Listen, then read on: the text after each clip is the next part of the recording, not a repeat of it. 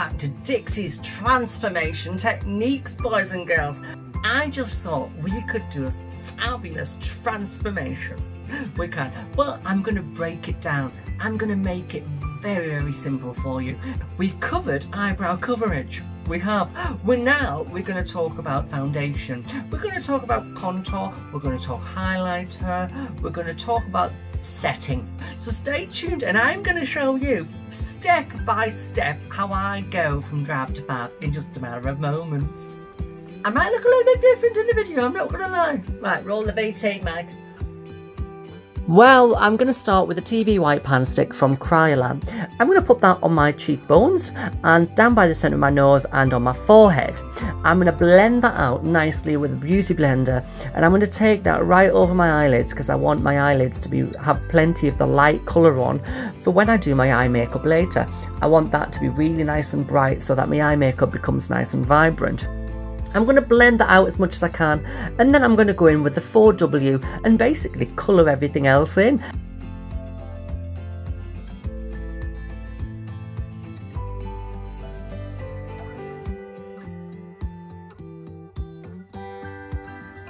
I'm going to go in with a beauty blender and I'm going to make sure that has a lovely even coverage.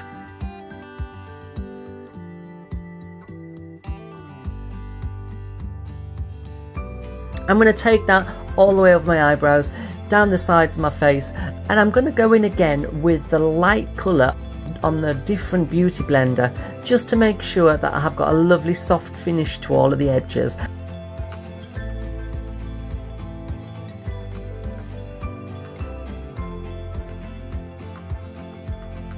I'm going to take it down by the centre of my nose, and then I'm going to apply a bit more of that 4W. I'm just going to I like to do my face in stages because I find if I do it all in one go, I get a bit hot and bothered, and I just like to take my time with it.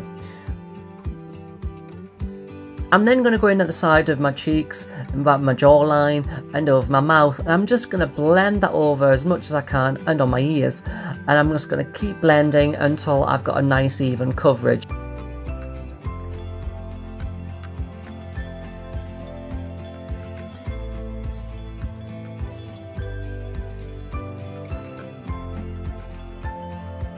I'm then going to go in with my setting powder. Usually I would use a Leshner blending powder, but for the purpose of this video I'm just going to use Grimmer's translucent powder. I'm just going to apply that everywhere liberally and make sure there's plenty on. You don't want any areas that are not set. And I'm going to then brush off the excess but leave the centre where my highlight is, because then that will make sure my highlighter has a much more prominent effect. I'm then going to go in on my neckline and just blend that all out and add the rest of the colour and the 4W to my neck and add the rest of the translucent powder. I'm then going to brush off the excess, and then it's time to start my contour and highlight.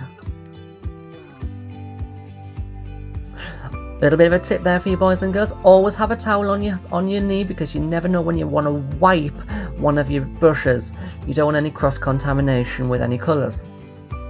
I'm then going to go in with this Star Blend tanned colour, and I'm going to take that from my ears down to the corner of my mouth.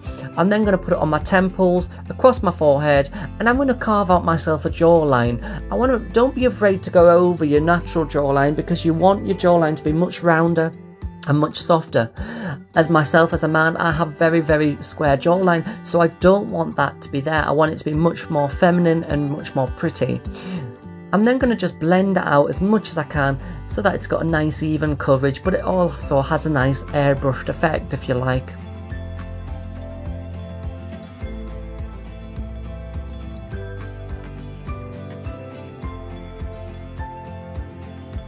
I'm then going to go in with a very fine brush. I'm going to brush off the excess powder off my nose, and I'm going to carve out a nice little contoured nose. Don't be afraid to go in with this. Be a little bit at a time.